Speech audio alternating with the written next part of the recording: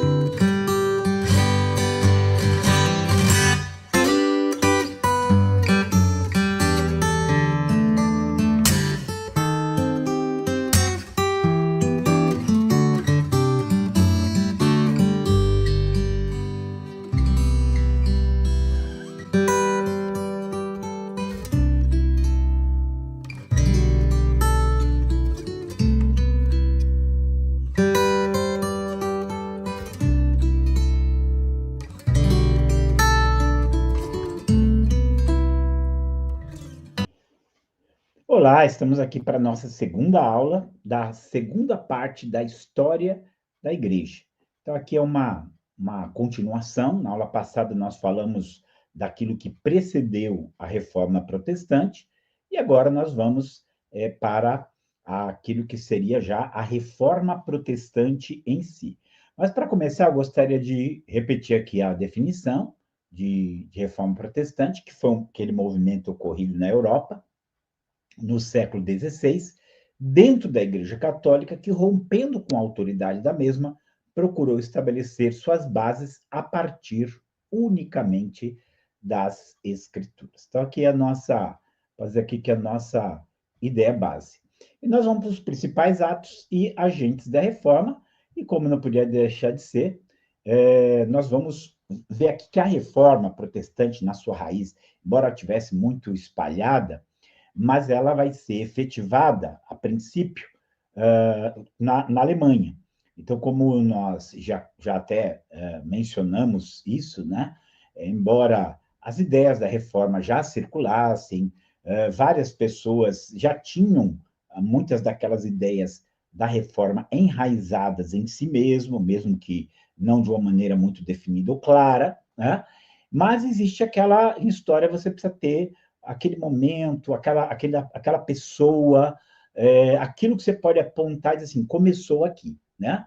E a gente não pode negar que foi na Alemanha onde o Martinho Lutero vai se destacar nisso. Então, ali vai surgir aquilo que será conhecido como a Reforma Luterana, né? Começa ali na Alemanha. Mas, praticamente de maneira simultânea, você tem Ulrich Zwinglio, que é um nome menos citado, menos conhecido, mas nós vamos ver, é ele quem faz a reforma protestante na Suíça, né, de onde surge aquilo que nós conhecemos como Igreja Reformada. E aí nós temos também um outro grupo que normalmente como eu posso dizer, é negligenciado, que é a reforma radical anabatista. Tá? Eu até diria, e aqui já vou colocar algo na mente de vocês, que a reforma radical dos anabatistas, em muitos pontos, não estou dizendo em todos, né? Mas em muitos pontos, ela foi superior à reforma feita por Lutero e feita por Zwingli. Ela tinha muita coisa de superior ali. Então, pontos que eram bem positivos mesmo. É claro que nós vamos ver que dentro dos anabatistas você tinha um leque muito grande aí que nem todo mundo pode ser considerado, inclusive, saudável, né? Tinha muita coisa não saudável. Mas a reforma radical, ela vai, nós temos efeitos dela até hoje na nossa vida. E aí nós temos a contra-reforma, que aliás, desculpa, gente, faltou ainda uma reforma aqui, tá? Desculpa que eu não pus na lista, apesar dessa lista aí muito tempo, mas não vê que é a reforma anglicana. Essa aqui também é importante, nós vamos falar sobre isso também. Mas não posso esquecer a contra-reforma católica, que posteriormente a gente também vai estar estudando, e que a contra-reforma, para nós que moramos no Brasil, o catolicismo que veio para o Brasil foi o catolicismo da contra-reforma. Então tem muita coisa para a gente aprender sobre isso, tá? Então aqui reforma luterana na Alemanha, reforma igreja reformada na Suíça, reforma radical dos anabatistas, a igreja anglicana, que também entra nesse monte aqui, nós vamos ver também, e a contra-reforma católica, tá? Mas vamos lá, vamos começar com ele, nós vamos começar com Martinho Lutero, que é conhecido como o pai do protestantismo, né? Esse é a honra que ele tem. Eu queria aqui destacar que o Martinho Lutero, ele é um homem assim, muito marcante por seu tempo, pela personalidade dele. Embora talvez intelectualmente outros pudessem ser superiores, não que ele não fosse muito bem preparado, porque ele era, mas o Martinho Lutero, ele era um homem de guerra, ele era um homem, como eu posso dizer assim, que ele enfrentava a situação, um homem corajoso, e talvez seja essa coisa mais marcante. Cometeu erros no que ele pensou, no que ele fez, no que ele disse. Então, no Martinho Lutero não tem nada de perfeição. Ele não é o nosso Papa, ele não é, o Martinho Lutero não é o nosso Papa protestante, porque às vezes a Igreja Católica faz algumas críticas ao Lutero como se ele fosse o nosso Papa, e ele não é, ele foi uma pessoa que chamou atenção para certas ideias, e ele, em toda a sua falibilidade, ele enfrentou as situações, ele correu riscos de morte, mas ele foi firme ali nos seus posicionamentos. Né? Acho que uma das frases mais marcantes de Lutero é paz, se for possível, mas a verdade a qualquer preço. E digamos que esse radicalismo, essa intransigência dele foi essencial para que a reforma pudesse acontecer. Então, não tem como negar que ele é o pai do protestantismo. Tá? Ele era um monge agostiniano. Você tinha lá várias escolas monásticas, né? Você tinha os franciscanos, você tinha os dominicanos e você tinha os agostinianos, como nós vimos. O Agostinho era agostiniano, não podemos negar que, por ser um monge agostiniano, a obra de Agostinho está lá para ser estudada, né? Então ele vai ser muito influenciado por Agostinho, mas a história pessoal de Lutero, ela é muito marcante em tudo isso. Ele se torna monge, inclusive, porque ele estava andando num dia de tempestade, com medo de morrer, ele faz um voto que, se ele sobrevivesse, ele ia entrar para um monastério. Ele entra, vai ser monge agostiniano, e a partir dali, então, ele que havia sido estudado para ser um advogado, o pai, inclusive, muito revoltado com ele, porque o pai trabalhou e deu duro para ele ser para estudar direito. O pai dele era minerador de carvão, né? Era um emprego assim duro, difícil, mas o Lutero se torna um religioso, um monge, e o pai não gosta muito disso. Mas é a partir daí que o Lutero vai se tornar quem ele realmente se torna. E aí a gente chega no cerne da questão, que são as 95 teses, gente. Veja só, por que esse aqui é o começo de tudo? Nós vimos que uma das coisas que você tinha ali no período anterior era a venda das indulgências. A venda das indulgências, gente, ela era uma decadência moral, espiritual, teológica do cristianismo muito grande. Por quê?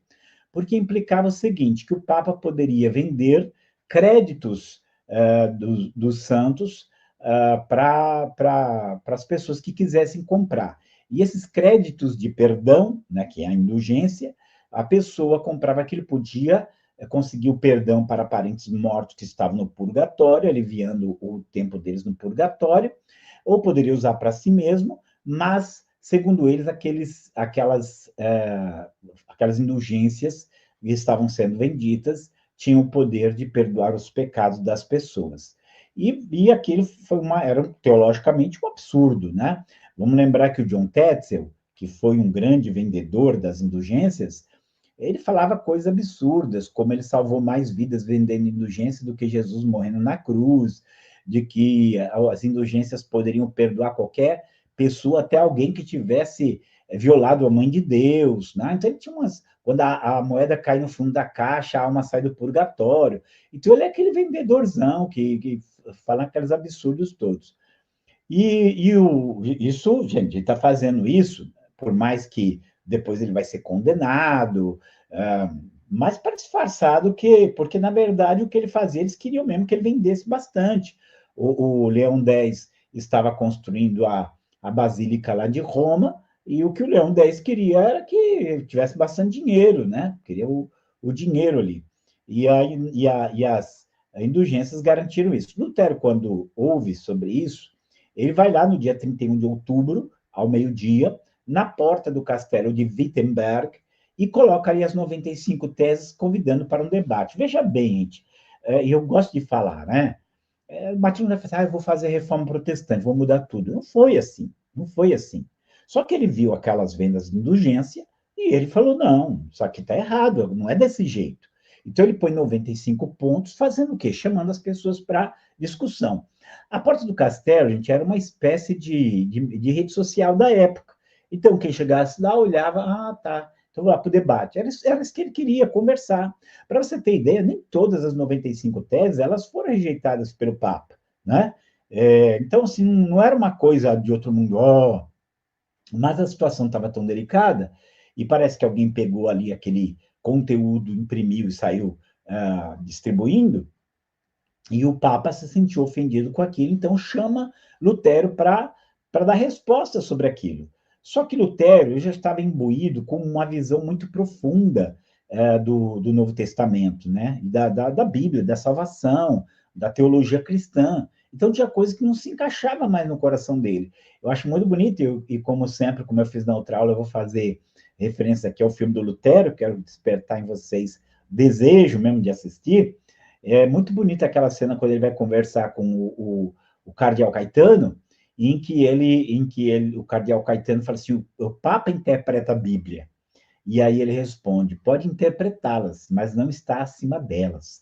Então, aquela frase assim era um golpe forte dentro da teologia católica romana, que via com a Bíblia simplesmente um livro a serviço da igreja, né? Dentro da teologia evangélica, a Bíblia, as verdades reveladas nas Escrituras, produzem a igreja. Dentro da visão católica, a igreja é quem produz as Escrituras. Então, isso aí muda tudo, né? E o Lutero enfrenta isso, então ele vai, a partir daí, gente, a gente tem que pensar que Lutero, na verdade, ele tem um processo na vida dele, né? Ele está passando por um processo. E as 95 teses é como começa a acender esse conflito. Então, começa a ter ali o conflito entre Lutero e a Igreja Católica Romana, e esse conflito vai se tornando cada vez mais forte, cada vez mais intenso, até que chega uma hora que o Papa expede uma bula de excomunhão para Lutero. Essa bula de excomunhão, gente, equivalia a você condenar a pessoa ao inferno. Por quê? Porque se a ideia era fora da igreja não existe salvação, você está sendo expulso da igreja, você não tem mais salvação. Então, o conflito se torna forte e o Papa exclui excomunga o Lutero, e o Lutero queima a bula. Ele já entendeu que aquilo tudo ali é uma farsa muito grande. Então, Lutero, ele não liga para aquela bula e continua ensinando e falando tudo aquilo que ele tinha até então falado e ensinado, né? Agora, nesse ponto aqui, a gente tem que falar do apoio do príncipe Frederico, da Saxônia. Também é um dos meus personagens prediletos, porque ele era conhecido como Frederico, o sábio da Saxônia. Vou aqui repetir isso, compartilhar com vocês, que tem coisas que ele fala no filme, né, o Frederico, que até hoje eu uso para a minha vida, né? Eu uso para a minha vida. Isso aí realmente, esse é o caminho mesmo, né? Então ele era esse homem sábio. E ele vai dar um apoio muito grande para o Lutero. Ele é um protegido do Lutero. Lutero o protege. Mas o que acontece também, acho que aqui é um detalhe importante, que Wittenberg, o próprio Frederico, ele tinha muitas relíquias. As relíquias davam muito dinheiro na época. Lembra que a gente falou das relíquias na aula passada? Porque o pessoal pagava para vender as relíquias, tocar nas relíquias. Isso trazia perdão, isso trazia graça para a vida das pessoas, segundo eles acreditavam. E Lutero fala contra isso. Lutero prega contra as relíquias, e mesmo assim o Frederico o apoia, né? O Frederico o apoia. Então, o Frederico vai ser uma pessoa essencial na reforma, porque ele dá o apoio para Lutero. Inclusive, quando Lutero ele vai para a dieta de Worms, e lá na dieta de Worms ele é desafiado a renegar as coisas que ele escreveu, e ele fala a sua famosa frase, né? Assim, que se ele não fosse convencido pela simples razão ou pelas escrituras, ele não poderia negar as coisas que ele escreveu, porque ir contra a consciência nem era bom e nem era são. Ele fala: Deus me ajude. Quando ele fala isso, é que ele confirma tudo que ele escreveu ali diante da Inquisição, então a cabeça dele é posta a prêmio. Apesar do juramento de que haveriam de guardá-lo, sabiam que não dava para que eles iam querer matá-lo. E aí é quando entra o Frederico, príncipe da Saxônia, e manda sequestrar Lutero, levar ele para um castelo e deixar ele escondido. Então muitos acharam, inclusive, que ele estava morto já, mas ele estava guardado, e é durante esse tempo que ele vai desenvolver muito do trabalho dele, e talvez aquilo que vai ser um dos seus principais trabalhos, que é a tradução das Escrituras. Então, já a tradução das Escrituras por Lutero é uma coisa, assim, historicamente falando, culturalmente falando, nacionalmente falando, em termos alemães, é de uma grandeza ímpar, porque ali você tinha, não existia ainda uma coisa chamada Alemanha, eram vários eleitorados, ali você tinha um imperador sobre tudo. Quando Lutero ele traduz a Bíblia, ele praticamente cria o idioma alemão, porque eles querem uma obra para que todo mundo pudesse ler. Então, ele cria o idioma alemão, e ao criar o idioma alemão, ele cria uma unidade alemã, que depois de muitos séculos vai dar origem ao país que nós conhecemos hoje como Alemanha. E não só isso, agora a Bíblia estava na língua do povo. Agora, é óbvio que nem todo mundo sabia ler, mas quem sabia ler agora poderia ler, porque até então lembra que a Bíblia era em latim, o grego, né? Poucos liam latim e grego, mas agora todo mundo pode ler a Bíblia no alemão, e isso vai ser um impacto assim sem igual, né? Para todo mundo.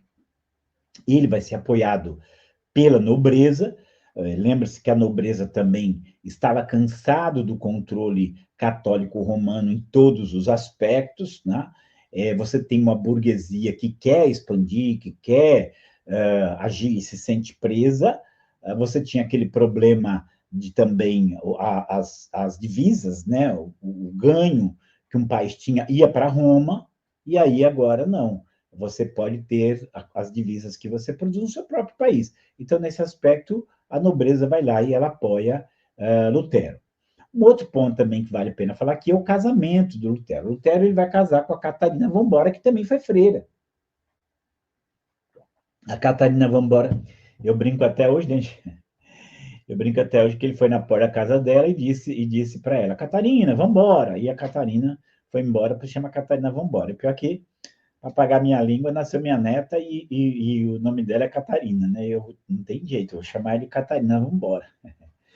Mas a Catarina Vambora foi uma mulher assim muito importante na vida de Lutero. Ela era guerreirona também, muito aquelas irmãzona firme, né? Lutero foi muito feliz com ela.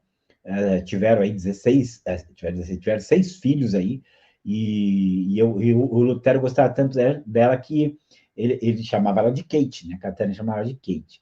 E ele foi o nome que ele deu à Epístola aos Gálatas, que era a que ele mais gostava, né? Então ele chamava a Epístola aos Gálatas de minha Kate. Então, assim, ele teve assim, um carinho muito grande pela Catarina Vambora. Inclusive, falam que ele dizia assim que ela mandava em tudo na vida dele, menos na relação dele com Deus. Então, Lutero foi muito feliz ali no casamento. Agora, o Lutero era briguento, tá, gente? O Lutero era um camarada, assim, de boca pesada. Ele tinha a boca pesada. Eu lembro, até assim, não se espante se você ouvir algumas coisas de Lutero, assim, porque ele era o cara que, bocudão. Isso, se ele também não fosse um cara firme, ele não teria conseguido fazer o que fez. Mas eu lembro que alguém reclamou da qualidade da tradução que ele faz, né, da Bíblia, e aí ele pega e diz, ué, se você podia fazer melhor, por que você não fez antes?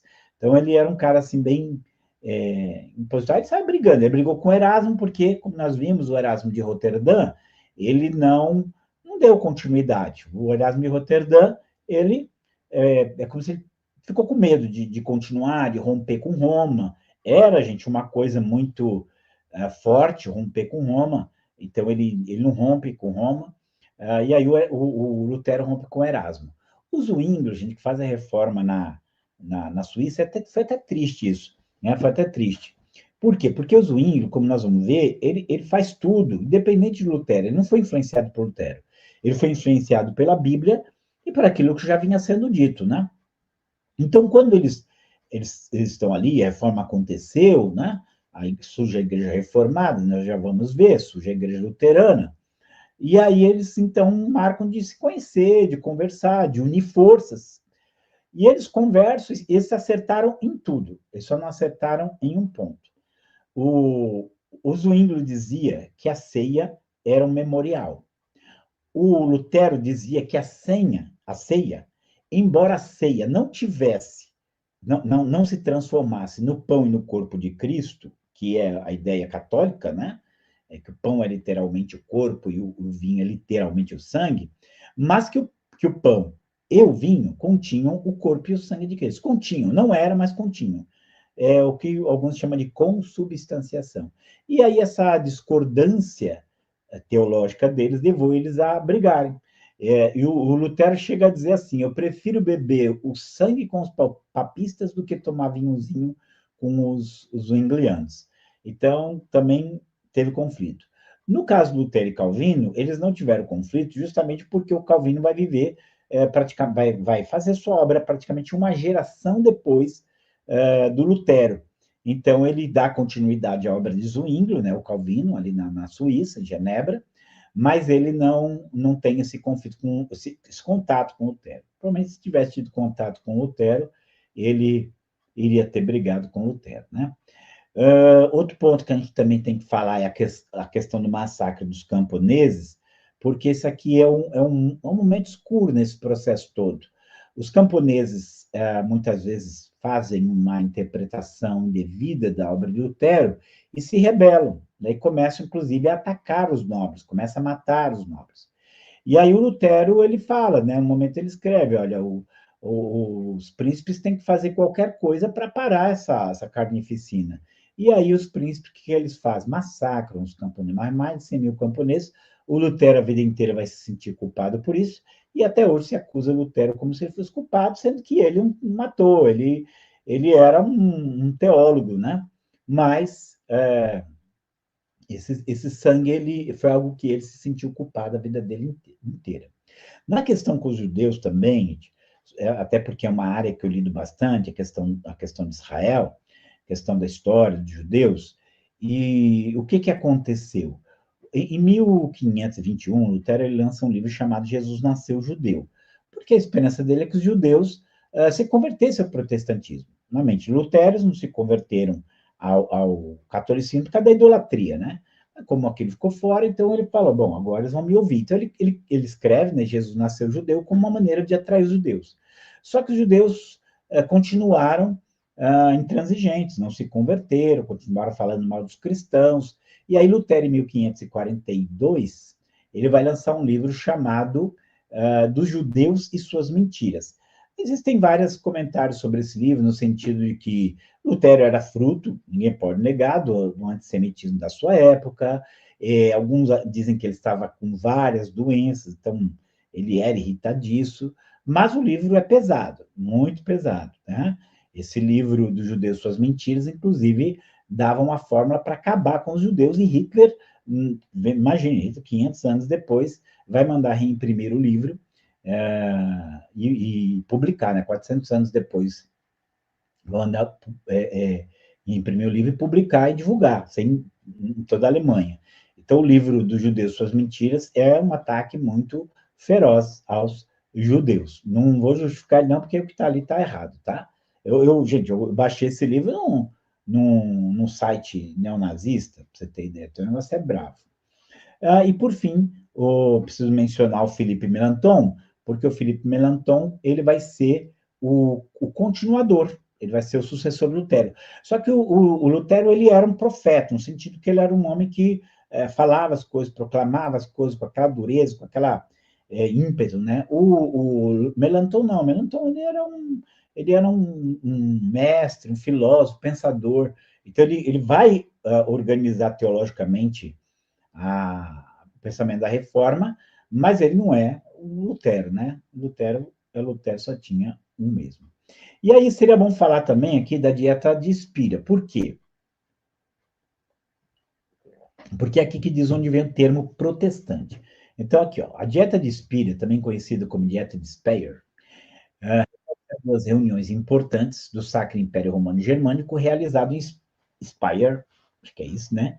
Atual Alemanha, em 1526 e 1529. A Dieta de Spira, de 1526, permitiu que cada príncipe decidisse sobre a religião em seus territórios, enquanto que a de 1529 revogou essa permissão, o que levou ao protesto de Spira e ao uso do termo protestantes para os que se opuseram à decisão.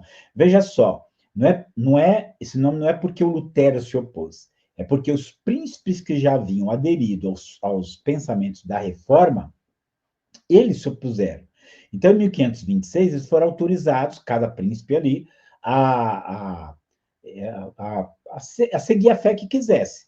A única condição era que os súditos dele fossem ali, ou protestantes ou católicos, conforme a religião ali do principado. Agora vem o imperador Carlos e quer que eles larguem a fé protestante. E aí é o momento em que eles protestam contra isso, né? Criam que abandonam-se as ideias de Lutero. E aí eles protestam, e a partir daí o nome deles passa a ser protestantes, porque eles protestaram ali em 1529, tá? Aí vamos para o Zwinglio, gente. Essa frase sobre o Zwinglio, eu achei muito interessante, e que diz assim, né? Zwinglio possuía a mesma fé que Lutero, porém, fé mais esclarecida. Em Lutero dominava o fervor, em Zwinglio a clareza de exposição. Então você vê, as pessoas pouco ouvem falar do Zwinglio, mas o Zwinglio ele vai fazer reforma na Suíça no mesmo tempo que o Lutero está fazendo a reforma na Alemanha. E ele vai por outros caminhos, ele tem outras atitudes, ele não foi tão combativo como Lutero, mas ele conseguiu, de um modo bom, fazer com que a reforma se introduzisse na Suíça, e isso vai ser essencial para o que vai vir depois. Então, está aqui algumas coisas sobre o Zwinglio, gente. Primeiro, até que já falei que ele era suíço, que ele era pensador independente de Lutero, ele mesmo fala que não houve nenhuma linha de Lutero escrita para ele, então ele era independente, né? Começa a criticar a adoração a Maria e aos santos, e vai ter um casamento secreto. Por quê, gente? Vamos lembrar, não era esse casamento secreto, gente, não era uma coisa pequena, né? Esse casamento secreto o casamento em si era um protesto. É como se ele estivesse dizendo, olha, essa é uma ideia que não é bíblica, a Bíblia não manda isso, muito pelo contrário, fala contra a proibição de casamento. Então, ele rompe, casar-se como ele casou, foi um rompimento com o catolicismo. E aí ele faz 60 artigos de fé, ou seja, ele vai organizando teologicamente, sempre lembrando, como nós vamos ver, a reforma ela não foi um avivamento, ela foi uma reforma teológica muito essencial para que realmente algo pudesse acontecer.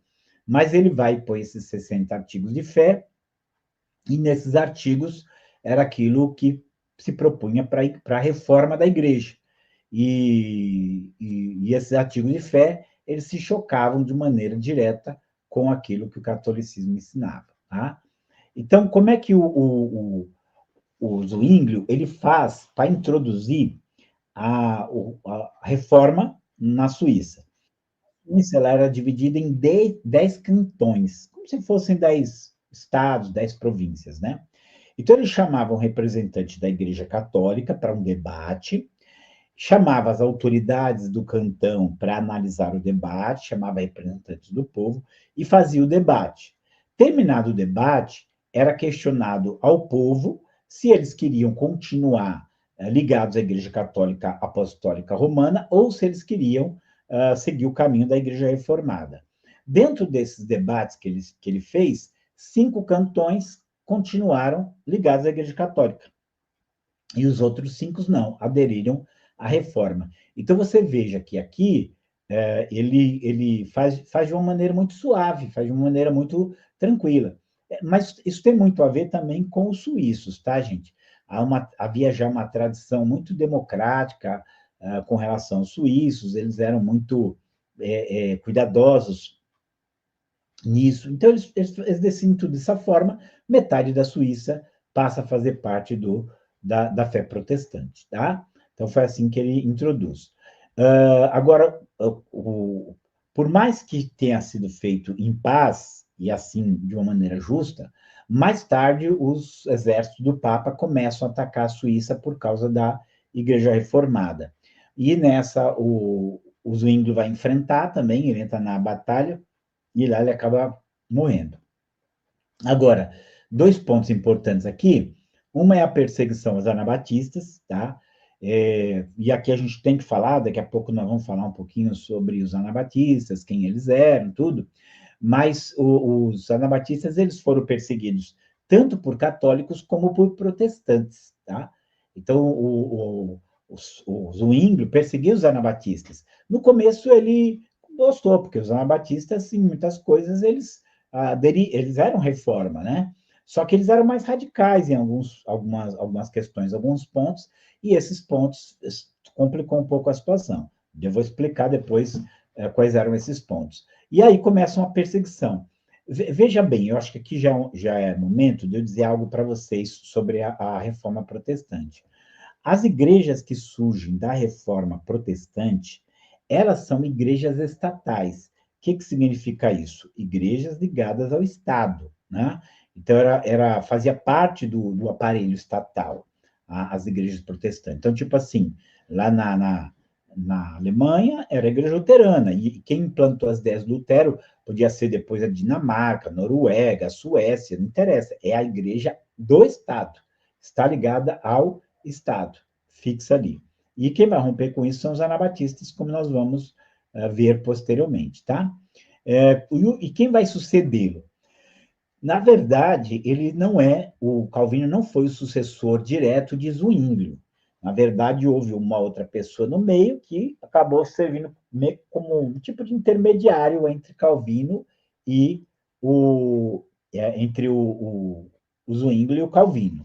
Então, não foi uma sucessão direta, mas nós vamos ver que esse foi o caminho ali seguido. Ok? Então, acho que a gente avançou bem aqui. Ó, eu gostei dessa frase aqui, essa frase aqui do Zwingli, ó. Jamais um traço de pena foi escrito por mim a Lutero, nem por Lutero a mim. E por quê? A fim de mostrar a todos quanto o Espírito de Deus está de acordo consigo mesmo, pois que sem jamais termos nos encontrado, ensinamos com tanta harmonia a doutrina de Cristo. Então, isso é uma coisa assim tocante, porque realmente foi o que aconteceu. As ideias estavam lá, e é óbvio que eles tinham pontos que os distinguiam, mas também eles tinham muitos pontos que eram bem convergentes. E aí não tem jeito, a gente vai falar de reforma, a gente tem que falar do João Calvino, que, vamos dizer assim, é o originador de toda uma teologia conhecida como calvinista ou teologia reformada, tá? Eu queria até, assim, eu acho que vale a pena aqui fazer uma ressalva. Todos nós, desde os pentecostais, até podemos dizer igrejas mais novas, todas elas são filhas da reforma protestante, daquela reforma começada com Lutero. Mas como a igreja da Suíça recebeu o nome de Igreja Reformada, então muitos desses que são originários da igreja suíça, eles se denominam a si mesmos reformados. Mas eles são reformados no sentido que a igreja deles, a origem da sua teologia, a origem da sua história, ela é ali na Suíça, é ali com Zwinglio, é ali com Calvino, então são reformados. Agora, nós, de outras teologias que não sejam essas originárias do Zwinglio, do Calvino, ali na Suíça, nós também somos protestantes. Não somos reformados, somos protestantes. Por quê? Porque nós cremos naqueles princípios gerais trazidos ali por Martinho Lutero. Também nós vamos ver vamos ver hoje assim esses princípios pelos quais nós devemos nos guiar como protestantes, tá? Então, vamos lá. O Calvino, ele era francês. Jean Calvin.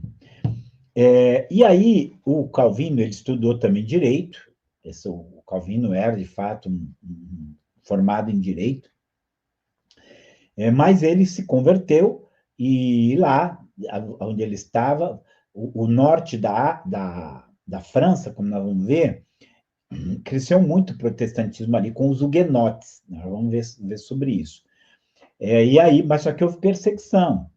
Houve muita perseguição. Eu até aconselharia vocês. Não, depois da outra aula eu estou com outro filme aqui na mente, vou indicar você que já tem algumas indicações, tá?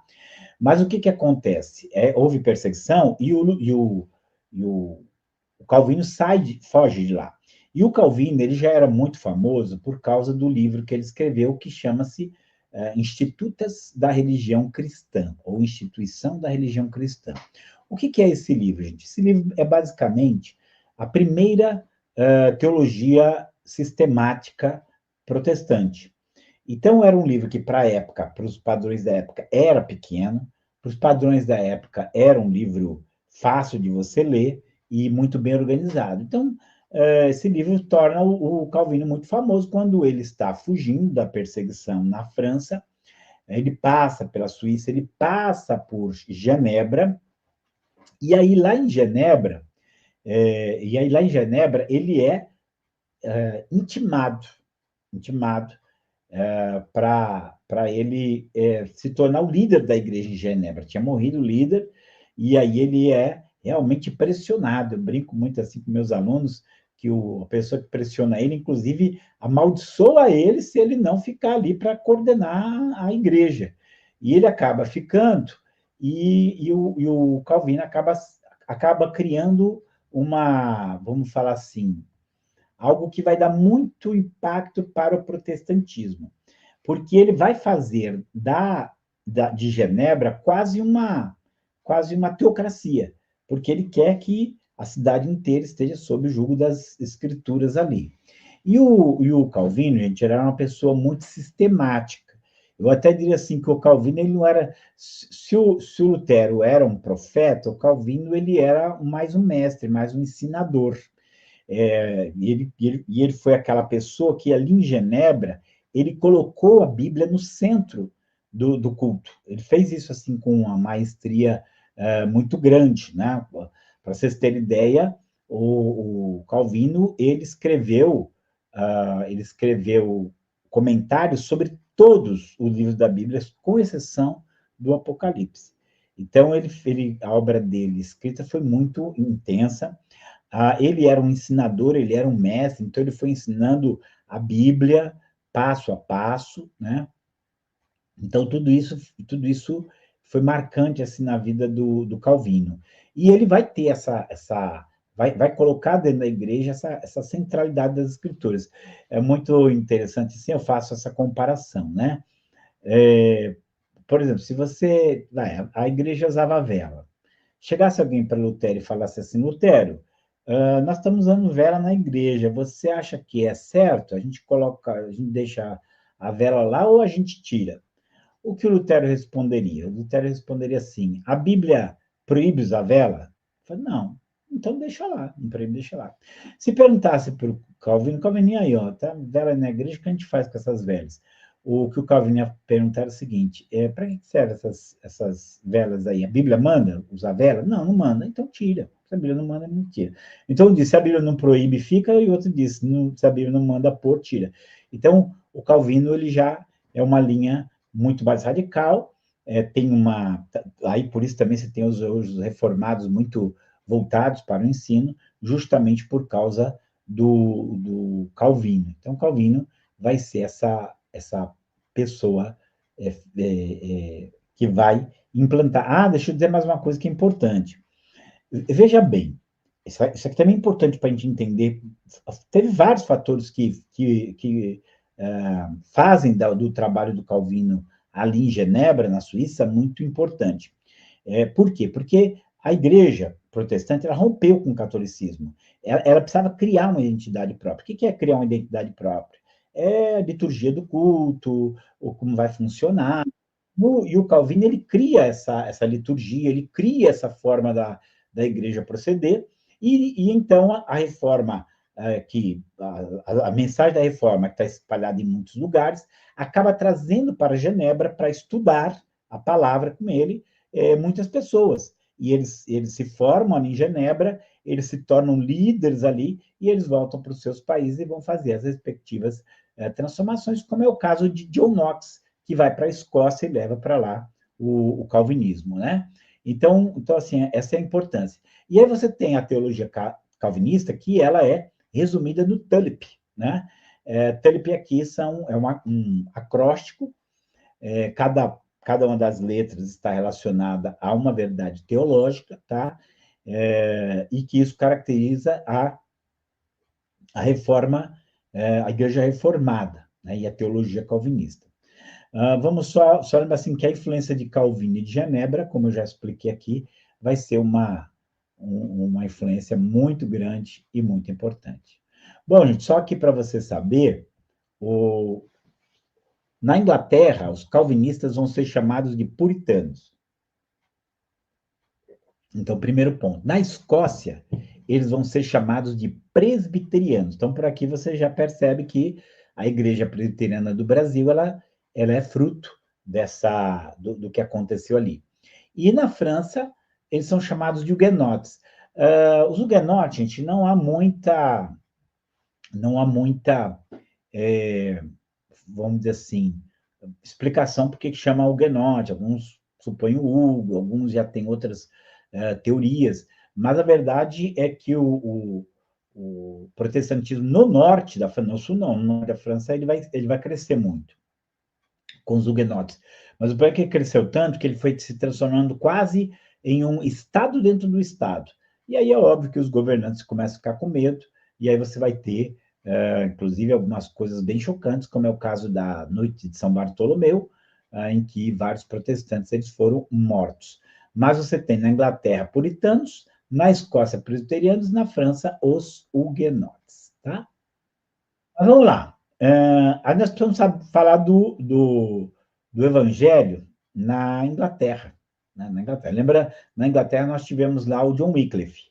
Mas, aí já vou aqui, ó, mas você tinha, você teve aqui o rei Henrique VIII, e o rei Henrique VIII, ele foi bem antiprotestante, tá? Ele era contra o protestantismo.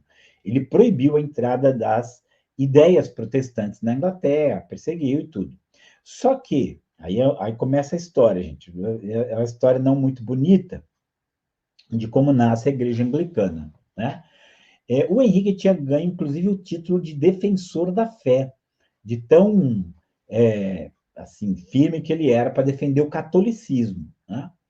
Mas ele era casado com a Catarina de Aragão, que era irmã do rei da Espanha, e que não deu um filho homem para ele. Ele precisava de um filho homem para poder tomar o lugar dele no reino. E ele só teve uma filha, que foi a Elizabeth. Então ele pede para o Papa, né, conceder o divórcio para que ele possa casar com a mulher, que vai dar para ele um filho homem.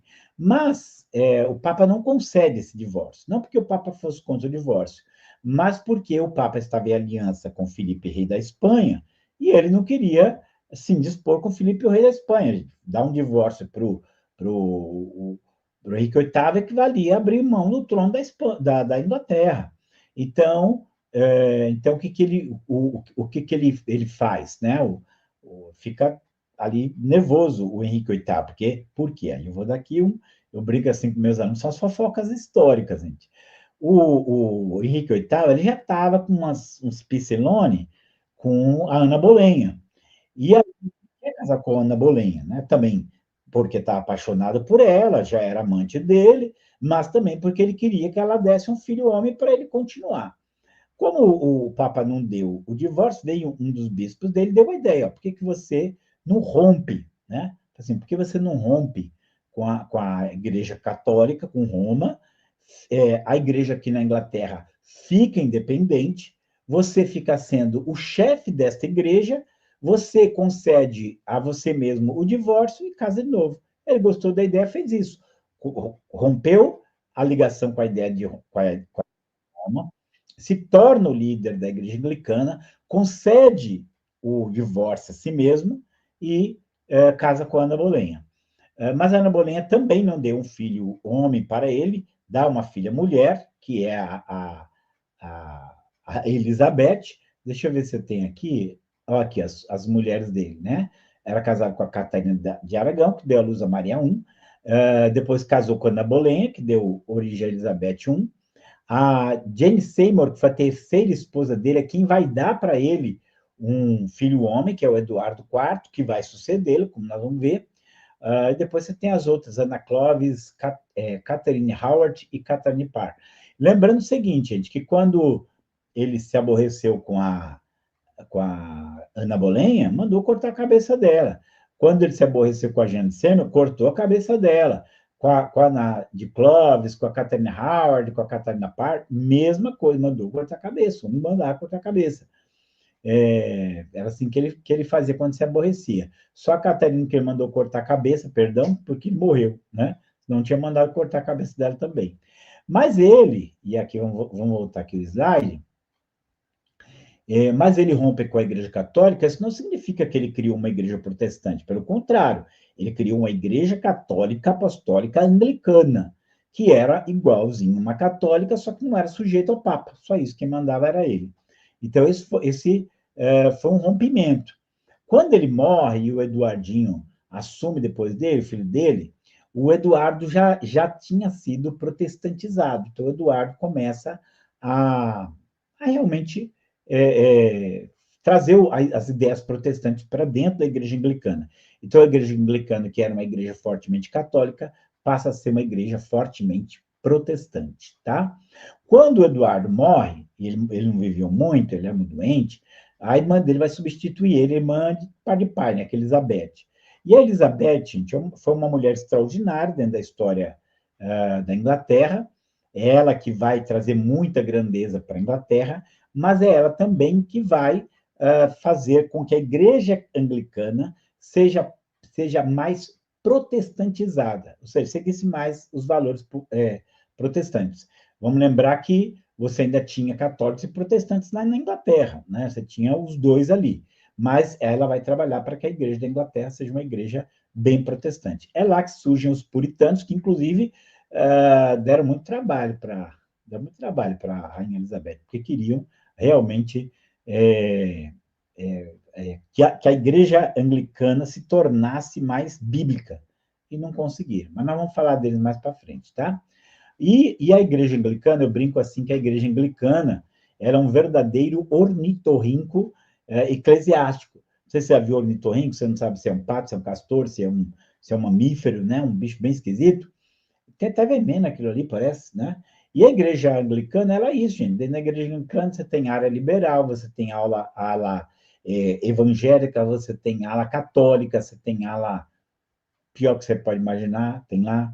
Então, a igreja anglicana teve essa origem. Ela, com o tempo, vai se protestantizar, vai ter avivamentos dentro dela, vai ter bons impulsos dentro dela, e hoje ela está aí no mundo inteiro, tá? Mas não podíamos deixar de falar dela. E aí nós chegamos nos anabatistas, gente. Tá aqui, ó. É chamado de reforma radical por quê? Porque eles romperam com algumas coisas que foram muito, para a época, né? Muito chocantes, tá? Deixa eu ver se fala alguma coisa aqui. Primeiro, eles não batizavam crianças. Parece uma coisa muito simples, mas lembra que eu falei para vocês que as igrejas que surgiram eram igrejas estatais, ou seja, ligadas ao Estado. Então, pensa bem, quando nascesse um bebê lá na Alemanha, já jogava na cabeça dele e ele já virava um luteraninho. Se ele nascesse na Suíça, jogava aguinha na cabeça dele e já virava ali um reformadinho. Se ele nascesse na Inglaterra, jogava aguinha na cabeça dele, do bebê recém-nascido, já era um anglicaninho. Então, não havia aí, na visão dos anabatistas, uma escolha. Então, isso não era realmente uma conversão. Então, por isso que eu falei, muitas coisas eles foram muito bons, né? Mas eles tinham um outro problema, né? Assim, eles não batizavam a criança por causa disso, tá? Não batizavam a criança, batizavam só adultos por imersão, inclusive pessoas que já tinham sido batizadas na Igreja Católica, ou mesmo na Igreja Protestante. Então veja só, isso foi um problema muito sério, porque eles viam, o Estado também via os anabatistas como rompendo muita coisa. O Estado tinha, a gente não consegue captar o sentimento da época, mas o sentimento da época era aquele, essa igreja é do Estado, isso aqui está ligado ao Estado, o Estado tem que batizar as crianças. E quando batizava, dava a impressão que estava dizendo o quê? Negando a cidadania. E aí, os anabatistas vão ser perseguidos tanto por católicos quanto por protestantes. Mas eu preciso, assim, às vezes a gente também entender que os anabatistas é um termo que se deu para um espectro muito grande de pessoas que romperam com Roma e queriam viver segundo a Bíblia. Então, você tinha desde pessoas fortemente radicais, né? Como é que era? Thomas Munzer. Thomas Munzer foi um radical, pensa assim num comunista fanático, mas só que uma coisa bem. Então, Thomas Munzer, ele vai trazer. Você tinha os profetas de Zical, gente. Os profetas de Zical eram homens que queimavam Bíblias, tocavam fogo em Bíblias, e gritavam: a letra mata, mas o espírito vivifica. Para você ter ideia de como a coisa era ali bem complicada. Mas você tinha homens como Menon Simons, que seguindo a reforma, que fizeram rompimentos radicais, mas que ele era tranquilão, né? Ele é muito tranquilo, é muito equilibrado nas coisas. E ele vai dar origem a Menonitas, do nome Simon Menon, Amiches, o Ritas e outros mais, tá? Só para você saber. Os principais nomes da Reforma Radical: Menno Simons, Balthasar Hubmeier, Konrad Grebel, Felix Mendes, tá? Assim, eles eram radicais mesmo, gente. Depois a gente vai ver Bom, preciso falar muito, você conhecer um pouquinho da obra dos Amiches, você vai ver, né? E como eu disse, tinha os extremistas, como era o caso aí do Thomas Munzer, ok? E aí, para encerrar, eu queria falar sobre os principais, aquilo que seria a base da reforma. Por que você está ligado à reforma protestante? O que nós cremos que nós podemos dizer que nos torna ligados à reforma protestante? Veja bem, esses 5 solas que a gente fala muito, não foi assim, alguém fez esses 5 princípios e aplicou. Não, muito pelo contrário. Esses princípios, essas ideias, estavam já presentes em toda a reforma protestante, mas eles não haviam sido sistematizados. Posteriormente, alguém vai e sistematiza esses 5 pontos que caracterizam aqueles que haviam rompido com o catolicismo romano e que agora se aproximavam do protestantismo. Então, isso aqui, a gente tem que pensar assim, que qualquer pessoa, se você não é católico, você vai estar ligado a isso aqui, tá? Sola fide, sola gratia, sola scriptura, solus Christus e soli Deo gloria, tá? Então, esses 5 princípios aqui, esses são os princípios da reforma. O que é sola fide? Somente a fé, não as obras. Então, aqui é uma coisa que o Lutero vai bater muito, de maneira muito forte. Por quê? Porque, vamos lembrar que dentro do sistema católico romano, você salvava-se a si mesmo, né? Aquela ideia, fala a verdade, qual que é a ideia normalmente das pessoas? Eu faço coisas más, mas eu também faço coisas boas. Então, eu tenho que fazer coisas mais boas do que coisas más para que eu possa ser salvo. E a Bíblia não fala isso. A Bíblia diz que não há um justo nenhum sequer, né? Desviaram-se todos e juntamente se fizeram imundos.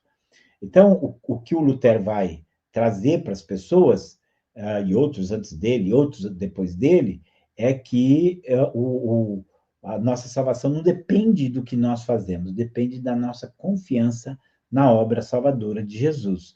Que por mais que eu me esforce, eu vou estar sempre em pecado, eu vou estar sempre devendo. Então eu prefiro olhar para aquilo que Cristo fez na minha vida, né? E confiar na obra dele. Então, essa confiança a base da reforma protestante, do princípio sola fide. Aí você tem sola gratia, somente a graça. Ou seja, que a salvação é uma iniciativa divina, não é uma iniciativa humana, né? Então, se nós somos salvos pela bondade merecida de Deus. Ninguém vai conseguir fazer alguma coisa para ser salvo. Nós só podemos receber a salvação dada por Deus. É somente a graça. Então, a iniciativa é divina. Sempre que é importante, a gente embora teologia não é o que a gente vai aqui, vocês têm teologia, várias aí, mas a gente entender que o reformado, ele é o que acredita na predestinação, tudo, né? E nessa questão da predestinação, então o homem não tem mérito nenhum, ele salva pela graça. Quem não é desse espectro mais reformado, inclusive da Batistas não eram, também eles acreditavam que eram salvos pela graça e não pelas suas obras. Só o que eles entendiam é que há uma rendição, há uma abertura, há uma contribuição humana, em algum sentido, para isso, não para se salvar, mas há uma decisão a ser tomada, né? Nisso aí. Então, esse princípio de sola gratia era que a salvação é uma iniciativa puramente divina. E aí você tem o sola escritura, que é somente as escrituras, que era a única autoridade.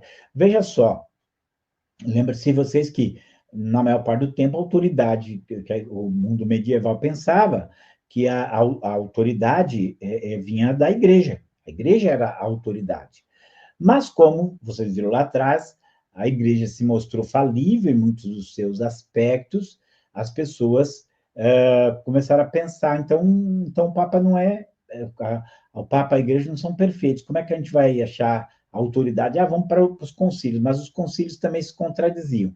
E aí, então, vem a ideia da sola escritura, só a Bíblia é a salvação. Eu preciso fazer referência aqui, embora eu tenha feito, de Atos 20, 32, quando é dito, né? Paulo fala, eu vos confio ao Senhor e a palavra da sua graça.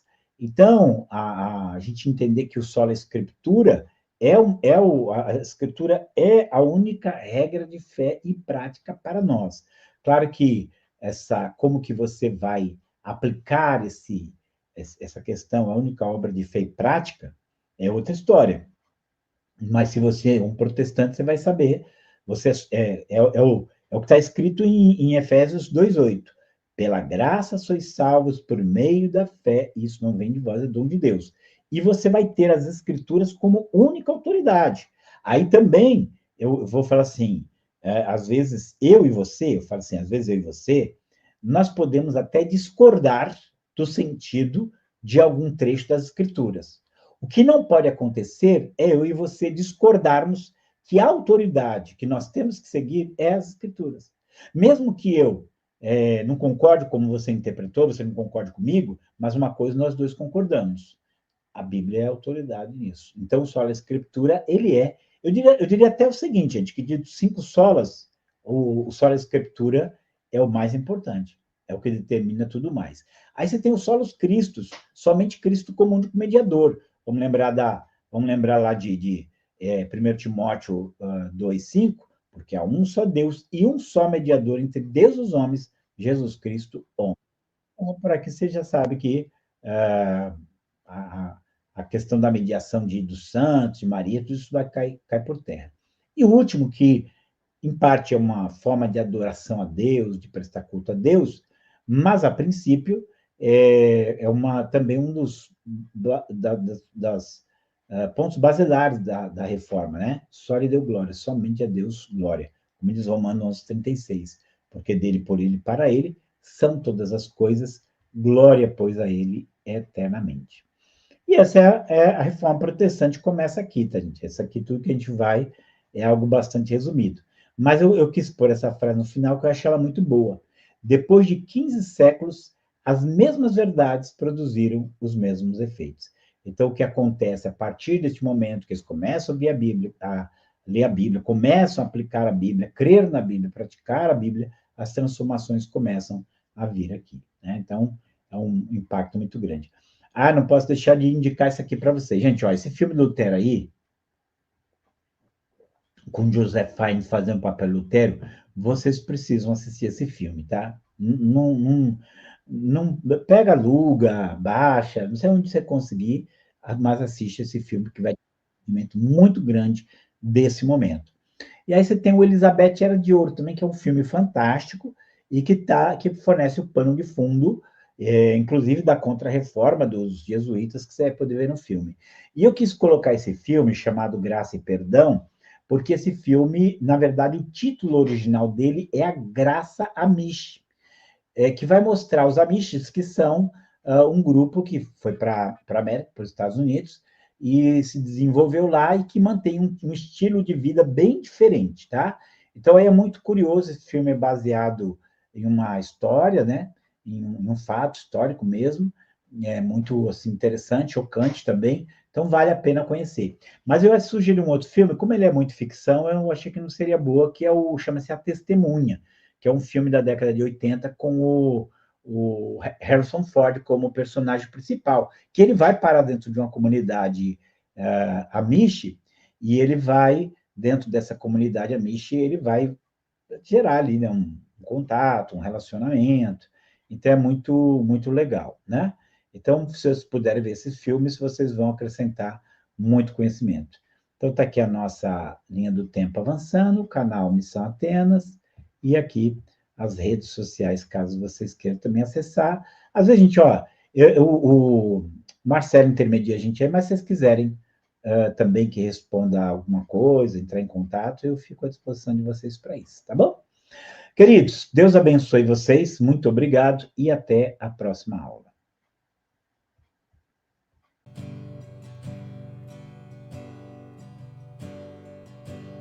Precioso Jesus.